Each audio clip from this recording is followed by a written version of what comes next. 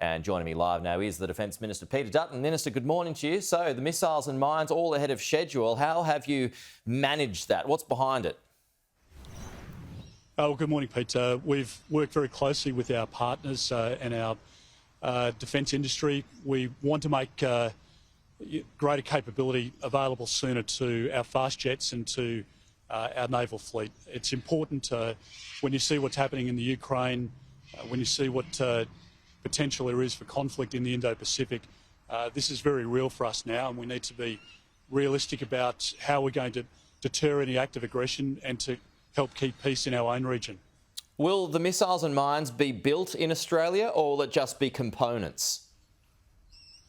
Well, there's two elements to this. There's the ability to try and acquire off the shelf, if you like, as quickly as possible, and that's part of the announcement today. And then the second part is to build our own industry so that we can work with partners like Lockheed Martin and Raytheon and big companies that have the IP already, develop that industry onshore so that we can have a supply chain going here, which can also be an export market into the US or other allies, but it builds up our stockpiles here.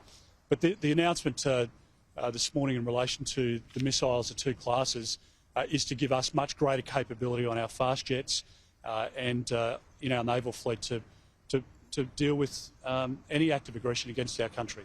So just to clarify, just on that first point there, is there going to be any extra work for Australians here as a result of this? Oh, there certainly will. This is the announcement we're making this morning is a $3.5 billion announcement. It brings forward to 2024 the acquisition of these missiles, and that's very important because the first priority is capability to keep us safe.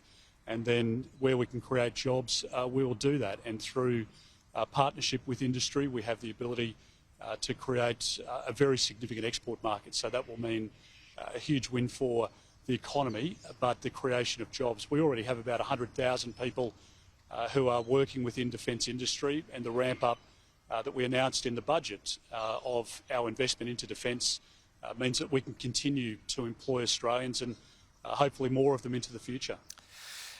Even though this announcement has been brought forward, as we know, China's weapons and missile systems have a much greater range. Are we still behind in the meantime? Well, there's a lot of work that we need to continue to do, but I think one of the most important elements here is to keep our relationships at an all-time high with the US, the UK, with India, with China, with other countries who don't want to see any bullying from China. We don't want to see any aggression toward Taiwan or a break of peace in our region. We're frankly very worried about the militarisation of 20 points of military presence on the South China Sea now, the activity in the East China Sea where the naval assets of China are butting up against the Coast Guard assets of Japan. We're seeing conflicts on the land border between India and Japan and China. We're seeing economic coercion, the attempt to build military bases in PNG, obviously in the Solomon Islands as well and elsewhere in the region. These are all very worrying signs, and we shouldn't, pretend that it's not reality. A couple of years ago, people weren't predicting what happened in the Ukraine, and that has really, I think, shocked and jolted the world into reality. And we have, a very strong leader, an autocrat in China now, and we should be realistic about what that means for our region. And we're not going to be bullied. We're going to stand up for our democracy, for our freedom of speech, for our rights that people have fought hard for over generations in our country. And we've restored the budget back into defence. When Labor were last in power, they reduced spending in defence, as they always do when they're in government, because they always find higher priorities. They reduced it to the lowest level since 1938 as a percentage of GDP, and we've built up the expenditure within defence, and we'll continue to do that over the next 4 years of the budget estimates and beyond that, because we have to be realistic about our place in the world and what might happen into the future. Because the missiles and mines have been brought forward, does that mean the nuclear subs will be brought forward too? Has there been an updated delivery date on that? Well, Peter, I had a very good meeting with Admiral Aquilino, who was out here in Australia from Honolulu last Friday week, and all I can say is that the US and the UK in AUKUS are pulling out every stop. They understand the threat that is, the reality here within the Indo-Pacific, and they want to reach into the Indo-Pacific to deter any act of aggression as well. So I believe that we can acquire the capability much sooner than what's being predicted at the moment, but we'll have more to say about that later in the year. But in terms of their obliging and positive approach to the negotiations, it's been quite remarkable, and they're great partners and friends and allies, and they helped us during the Second World War, and they're very keen to continue that support of our country as we are of theirs, and that's as it should be. Following our discussion last week, when it comes to sending Bushmasters over to Ukraine, we're sending 4. Tony Abbott said that we could send 100, though. Why only 4? No, Pete, we're not.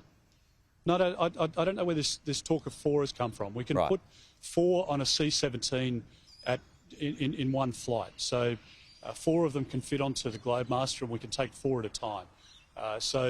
We're not. I don't think there's a request for 100. I know Tony's very passionate, but that number's, I guess just arbitrary. Okay. We'll work with the Ukrainians to work out what they need, but we can send 4 at a time. We've got them being painted up at the moment, and they'll be ready to go very shortly. And we've already sent 5 plane loads of equipment. We've provided humanitarian assistance, and we'll continue to do that because... Okay, so there's no number, just to clarify there, Minister, there's no number, no total number yet. Correct, mate. The talk of 4 has come that you can fit 4 on one plane to go in one flight. Okay. Peter Dutton, I know you've got to go. Thanks for your time, as always. We'll talk to you again soon.